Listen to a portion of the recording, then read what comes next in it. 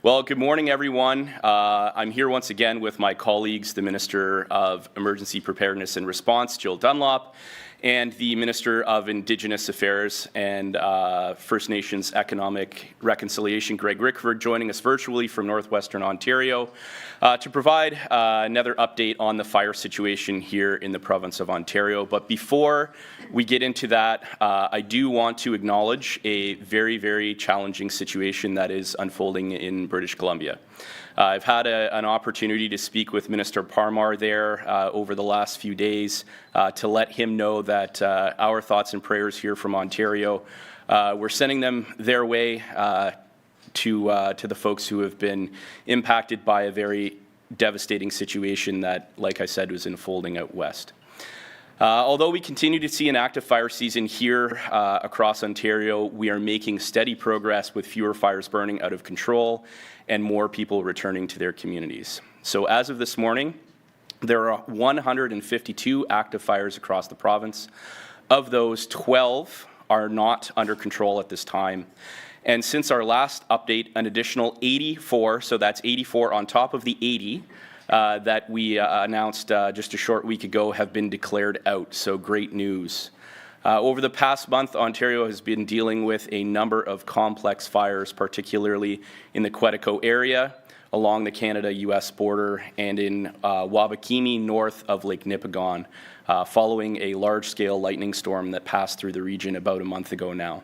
So our crews, pilots, emergency responders, and support staff have remained focused on keeping people safe.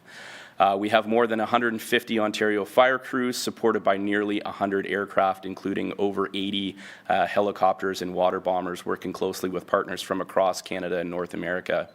So 100 firefighters, as you know, have arrived from Mexico in Northwestern Ontario, and they've been supporting suppression efforts on both the Rinker Lake Fire Complex and the Atikokan Cluster.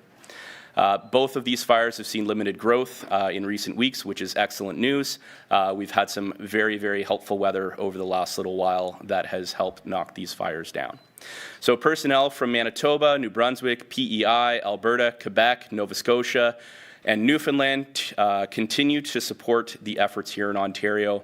And we also thank the federal government and the Yukon for the aircraft and personnel that they have provided as well. So over the coming days and weeks, Ontario will likely see some of our partners start to reposition their resources back to their home regions, and I do know that we've also had some that have gone back home already to Alberta in particular, have now been repositioned out to British Columbia. So while we're not in the clear here in Ontario yet, we are confident that we have the crews and the aircraft that we need to get the job done. So the progress we're making in containing these fires is allowing some implementation and evacuation orders to be lifted, which is great news, so that communities are able to get back home. And I want to be clear, changes to these orders are made on the best advice of our fire behavior experts and only when a fire no longer poses a threat to a community. I know that it's been difficult for families and business owners who have been affected by these orders. We want everyone to be able to return home as soon as it is safe to do so. My ministry is also conducting assessment flights to document property damage and loss.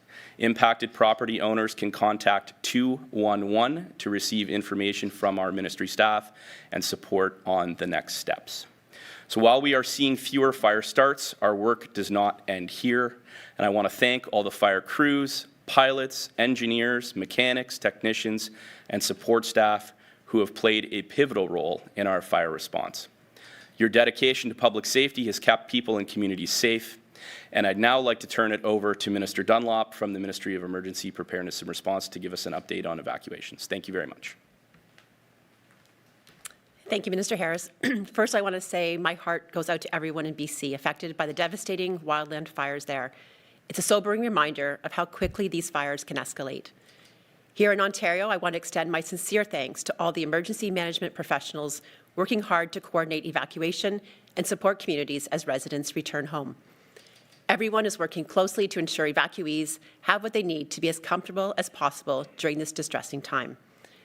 I'd also like to give a big thank you to the wildland firefighters working tirelessly to get the fires under control. We know this is extremely challenging work, and we are so grateful for your efforts. I will now provide an update on the support the Ministry of Emergency Preparedness and Response is providing to communities affected by the wildland fires and ongoing evacuation efforts. The Provincial Emergency Operations Centre remains fully activated, with dedicated staff working around the clock to support impacted communities and coordinate provincial assistance. As of August 11th, 14 communities have been evacuated, 6 communities have returned home, and 1 community is in the process of returning their members home. Approximately 1,150 evacuees remain in host communities across the province. And once again, thank you to all the host communities for stepping up to help in this time of need. I recognize that being displaced is challenging for individuals and families alike, and I want to reiterate that our government is committed to supporting affected communities for as long as needed. We have activated significant provincial resources to respond to this situation. To date, we have held 113 coordination calls with First Nation chiefs and community leaders, emergency management partners, municipalities, the federal government, and other emergency management partners. Proactively stood up reception centres in Thunder Bay and Dryden to ensure they are ready should they be required. Delivered 312 air purifiers, 5 air scrubbers, and 84 replacement filters to help 5 First Nation communities remain in their communities. Deployed Ontario Corps partners, including Feed Ontario and the Ontario Federation of Indigenous Friendship Centres, to transport and distribute food, Global Medic to deliver critical supplies to the reception centres, and Ontario 211 to respond to non-emergency inquiries related to the wildland fires. As well, we have deployed Ontario Corps volunteers in Thunder Bay to help sort donations for evacuees. Our government is mobilizing every available tool and resource to support communities during this difficult time. Once again, thank you to all of our emergency management partners, including First Nation chiefs and community leadership, municipalities, the federal government, and Ontario Corps partners and volunteers for their ongoing cooperation and support. Thank you, merci miigwech, and I'll now hand it over to Minister Rickford. Thank you, Minister Dunlop, and my remarks will be brief. I just want to echo the statements made by my colleagues here and assure folks across the province that our Operations Centre has remained fully activated and engaged 24/7. It's been a trying time for sure, but as Minister Harris said, we've been blessed out here in Northwestern Ontario with the kind of weather that has helped suppress fires. We remain out here in the far parts of Northwestern Ontario in full appreciation of the Quetico Park situation. Obviously, at its worst, had one of the communities in my political district evacuated, but repatriation is ongoing and the communities are feeling more settled here. But my cabinet colleagues and I most recently have redoubled our efforts to stay in touch with First Nations communities and provincial territorial organizations. These are led by regional chiefs and emergency management partners, supporting agencies and federal counterparts. My ministry plays a supportive role and complements effectively Minister Dunlop's ministry and their activities to understand the evolving needs of communities and respond with detailed and nuanced supports that are needed. This earlier manifested itself in pre-evacuation and evacuation, but I can speak to what's going on more frequently now, and that's repatriation. It's incredibly stressful, and we remain engaged on the ground through text, through phone calls, and the likes to make sure that details as communities come back to their homes. It can be quite unsettling. So to that end, I actually want to give a shout out to many community members, frankly, who take up positions in their own communities to coordinate every element or every aspect of the process involved in a community's response. From pre-evacuation to evacuation and repatriation. I know what you folks do. I know how busy you've been, and I want to thank you and some of those folks I've had a chance to speak with, and again provide more nuanced and detailed support. So for our part out here in Northwestern Ontario, things can change on a dime, but it's trending the right way, and it's a credit to the leadership of my ministerial colleagues here today, the first responders, and communities, frankly, and residents of Northern Ontario banding together to try to make and create the best circumstances possible for communities most impacted from the various stages of the impact a fire can have on their communities. I think with that, I'll just stand down and happy to take any questions or comments. Thank you for this opportunity. Mic and state your name and outlet, and just a reminder that the format is one question and one follow-up. First question. Minister Harris, how does this fire season compare to last year or say the previous 5 or 10 years, year to date? Yeah, from a year-to-date perspective, obviously from a hectares burned, I think that's generally kind of how things get measured. Obviously, we're way surpassing what we've seen previously. We have the largest fire on record here in Ontario, which at its biggest was around 350,000 hectares. So to put that into perspective, that's about 350,000 football fields. It's pretty substantial. A couple of years ago, we had Red Lake 12, I believe, was around 160,000. That was one of our biggest. So it's almost doubled that size. So thankfully, we've now seen that fire actually shrink. It's shrunk by almost 60,000 hectares at this point, which is really good. The teams have done a lot of work to contain the sort of the north and eastern boundaries of it. We still have a couple of other large fires burning in the Dryden area, Quetico Park being one of them, again around 40 to 50,000 hectares. So certainly from a hectares burn perspective, we've seen a lot. From a fire starts perspective, it hasn't been all that abnormal, to be honest. What really kind of got us, I guess, kind of behind, if you will, is that storm that came through now about 4 weeks ago, almost to the day, and touched off, I think, somewhere in the neighborhood of about 30 fires that grew very, very quickly.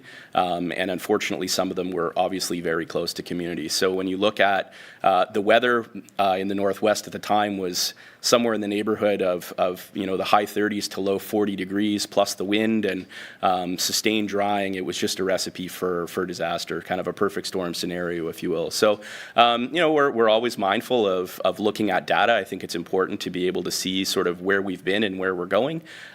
So there's obviously lots to do as we move forward over the next couple of months. Hopefully we'll continue to see some more favorable weather like we have over the last little while, and we can try and keep things as under control as possible. So I know you mentioned property damage. Are Yes. there any very preliminary estimates on what you're looking at? Not at this time. Obviously, our main priority right now is trying to assess as much as we can. Smoke makes it difficult to see, obviously, from the air, and does make it difficult. A lot of these places are very remote as well, so having some of our fire rangers or folks on the ground being able to assess isn't always easy to get them in there. So we've been doing a lot of those assessment flights as we can over the last little while. Now that things have calmed down a little bit, of course, we don't want to deploy resources to away from the frontline fire efforts. So with things calming down a little bit, we've had that ability. Obviously, we all know the situation with Collins. It's terrible, heartbreaking. We're working really closely with them right now to actually restore the road back to the landing on the lake into the community. We've had M&R engineers out there to do some work on that first bridge, see what we can do to try and expedite construction and get folks being able to get back there and assess that community. We've also have some camps, tourist operators, different folks like that, that we're working with to try and get them back as well to assess damages. So ongoing efforts, and we're putting our best foot forward there.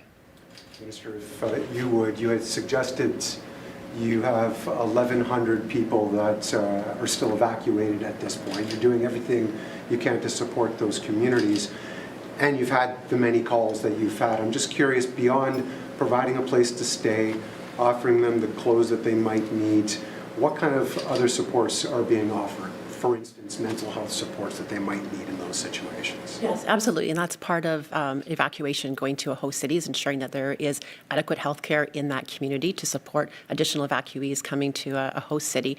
The wraparound services, those activities for children. Like I've been on site in some of the host cities at the hotels, met with family members who are there. So it's ensuring that all the wraparound supports are there for a community at that time to ensure that it's not just the clothes on their back when they're coming into a community, but that they are, have those services and supports available for them during that difficult time.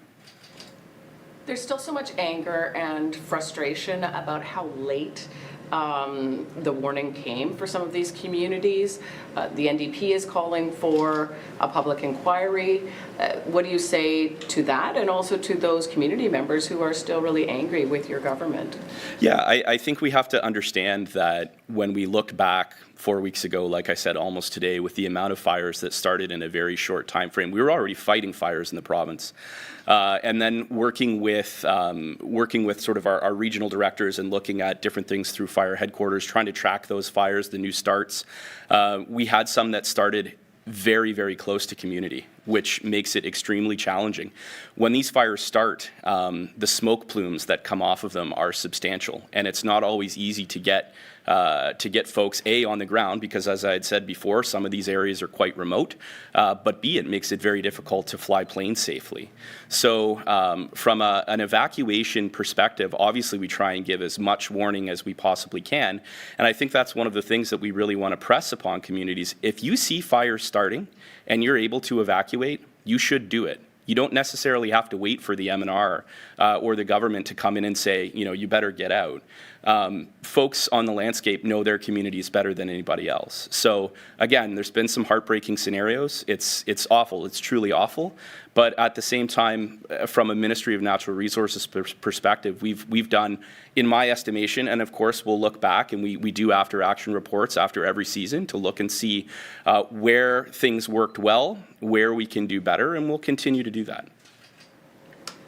Minister, I might just add that there have been some suggestions by First Nations leadership brought to us that will be part of those considerations, and we appreciate to Minister Harris's point. These are the communities on the ground that stare these situations down, and there's always a period after the fire season is over where we continue to build out best practices through all three ministries, but frankly a government enterprise-wide approach, and I think we appreciate some of the proposals brought forward already by First Nations communities who've chosen a different path of communication to myself or the other ministers.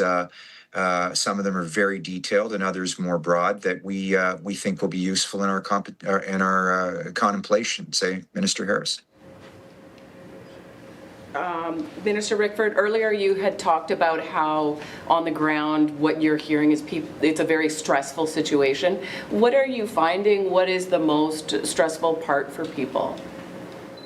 Well, if they've been evacuated, you literally leave your home as it was. And coming back, there's Minister Dunlop's ministry and mine have been involved in everything from, supplying dog food to communities that have been completely evacuated. These families return home to either empty fridges or fridges that had food in it, for example. And so, as I said earlier, it's these kinds of nuanced things that we try to work through with the communities and our federal government partners to try to make that go as smoothly as possible. If you can imagine a community very isolated, forced to leave very quickly. There's a lot of unfinished life business there in the community that is still there and perhaps had deteriorated for one reason or another. So repatriation, is a stressful event. And, providing supports, in particular mental health supports for the community as they, kind of wrap their head around how to restart their lives, I think is a significant piece of the work that we're looking to enhance with communities, particularly those that were gone for extended periods. For Minister Harris, can you clarify your comments earlier? You said that communities don't necessarily have to wait for the MNR or the governments to come in and say to get out. Are you effectively suggesting that folks should contemplate that they might be on their own here, or No, not at what are you all. trying to say? Not at all. So if you have a fire that has started very close to your community, where you can see the flames, you know things are coming towards you, and you have an opportunity to be able to egress either by boat, by rail, by car, depending on where you're located across the province, I think it would be fairly prudent to say that you should do that. We will still, of course, be there to support as quickly as we can mobilize and move assets across the province.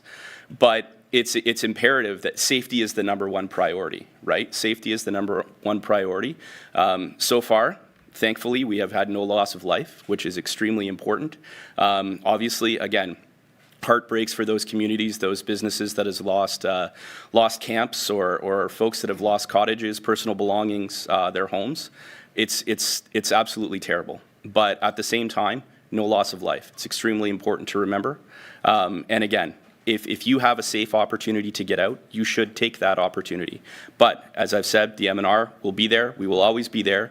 We will do everything we can to try and keep those communities safe as we move forward. In terms of the supports for communities that maybe self-evacuate as you're, Yep. or individuals, households that self-evacuate as you're describing here, is the MNR pledging to kind of support people with their travel expenses, their accommodation expenses if they choose to evacuate without an official order? Yeah, so that might be a better question for Minister Dunlop, but I'll just say what we do often is we do help coordinate some of that movement as well. Like if there's an opportunity to get folks self-evacuated to maybe a certain point where they can then be picked up by an MNR asset, whether that be a helicopter, a plane. I know that in past years we've organized buses and other various modes of transportation, but I think that's probably a question better suited for Minister Dunlop.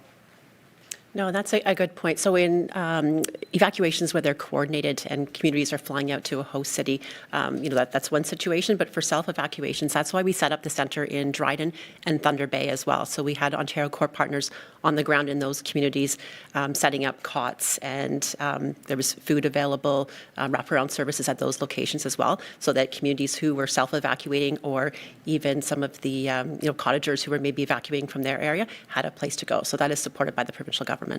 This will be the last question. In 2021, the Aski Nation presented Ontario with an 82-page plan to support Northern Ontario during fires or emergencies like this. They identified gaps. Why hasn't the province acted on that plan? So I think there's been a lot that has been implemented. Like you've heard from Minister Rickford, myself, and Minister Dunlop, we have constant conversations with First Nations leaders across Ontario, whether that be right from the grassroots level in community all the way up to your regional grand chiefs. So there have been, even this year, a lot of interesting sort of information that's been put forward.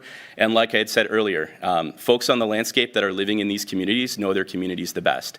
So we're consistently working with them to build out better values protection, look at sprinklering systems. I think that's something that's going to be quite evident as we come out of, we'll say, this year's fire season, looking at ways that we can partner with communities to build that out a little bit better.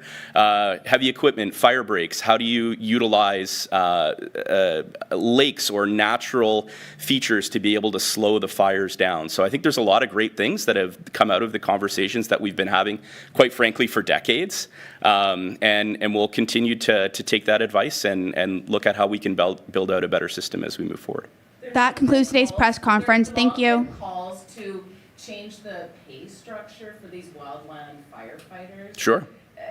Are you looking at that? Yeah, so some great news over the last year. We've been able to come to some agreements with our pilots and also our aircraft maintenance technicians, so their compensation structure has been changed. We have now made our crew leaders, who are sort of the crew boss or the person who's in charge of that 4 or 5 person crew, those positions are now permanent.